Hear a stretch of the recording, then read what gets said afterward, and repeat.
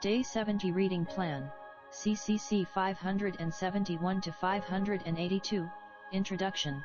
Today's reflection delves into the significance of Jesus' passion, death, and burial, examining how he fulfills Old Testament prophecies and the law. This plan will deepen our understanding of Christ's redemptive mission and his role in salvation history.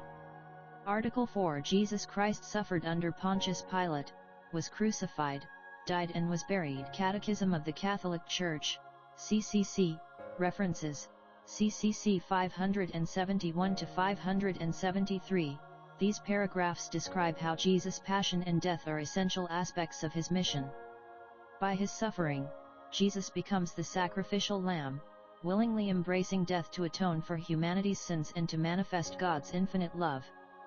His crucifixion under Pontius Pilate serves as a historical anchor for this redemptive event, underscoring its reality and significance. The Church proclaims the Paschal Mystery, the core of our faith, as a mystery of love and sacrifice. Bible references, Isaiah 53:5, But he was pierced for our transgressions, he was crushed for our iniquities, the punishment that brought us peace was on him, and by his wounds we are healed.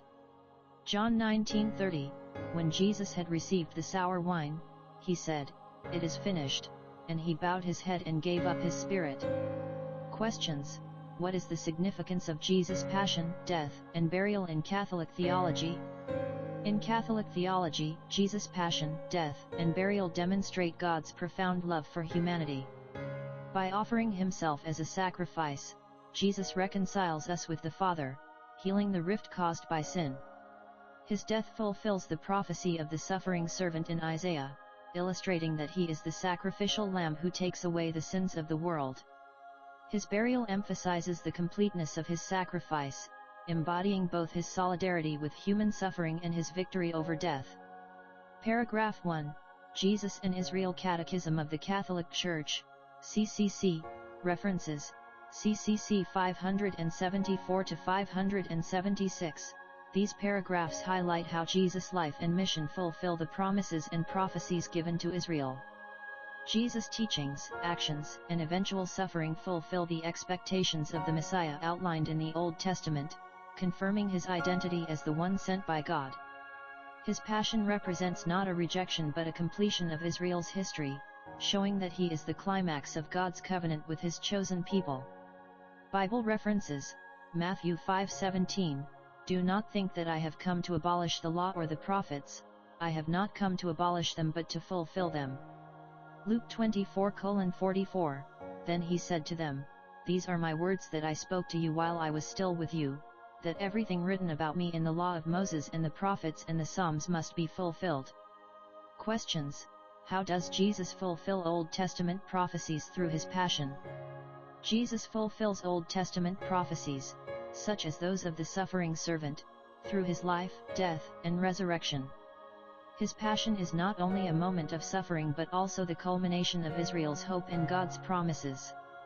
By fulfilling the law and the prophets, Jesus affirms that he is the awaited Messiah, sent to redeem humanity and complete the covenant with Israel.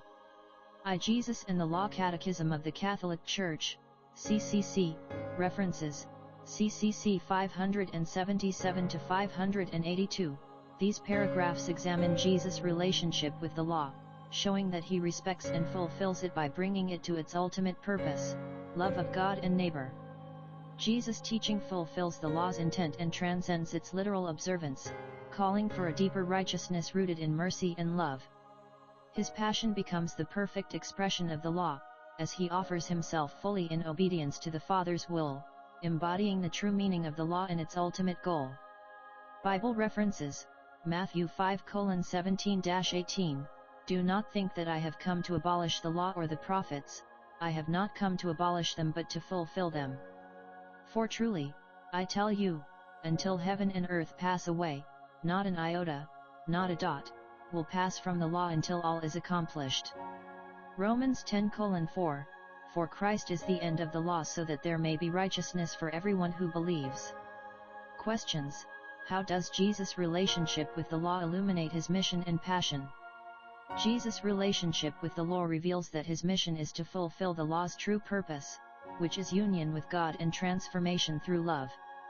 By fulfilling the law and offering his life in obedience to God, Jesus not only completes the law but also elevates it, showing its ultimate end in sacrificial love and mercy. His passion, therefore, reflects the heart of the law, self-giving love that leads to salvation for all who believe. Summary of Day 70. Through his passion, death, and fulfillment of the law, Jesus completes the Old Testament prophecies and establishes a new covenant of love. His sacrifice exemplifies perfect obedience to the Father, calling us to follow in love and mercy.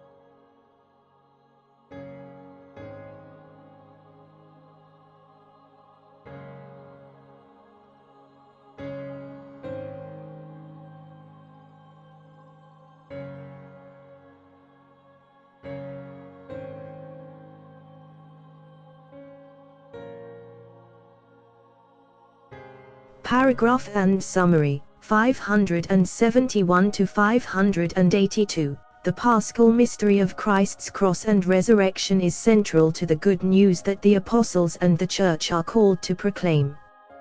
God's plan of salvation was accomplished once for all through Jesus Christ's redemptive death. The Church holds to Jesus' interpretation of the Scriptures, affirming that it was necessary for the Christ to suffer and enter glory. Jesus' suffering involved rejection and crucifixion as detailed by the Gospels. Faith seeks to understand Jesus' death by examining the Gospels and historical sources to comprehend the redemption.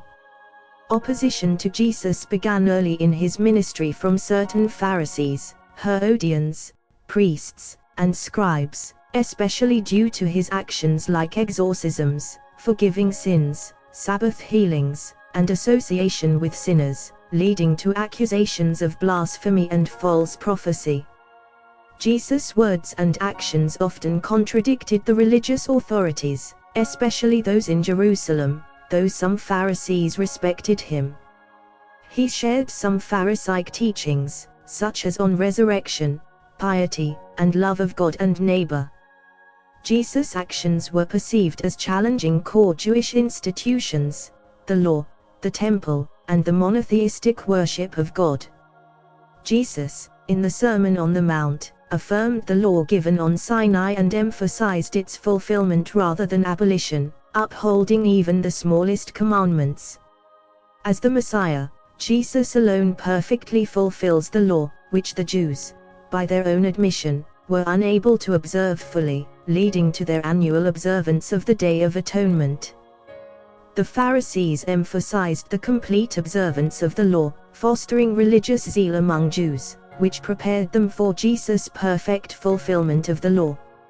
Only Jesus, the divine legislator, could fulfill the law completely, transforming it from being written on stone to being inscribed on hearts.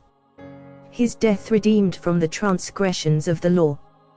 Jesus was seen as a rabbi and interpreted the law with divine authority, challenging human traditions that nullified God's word.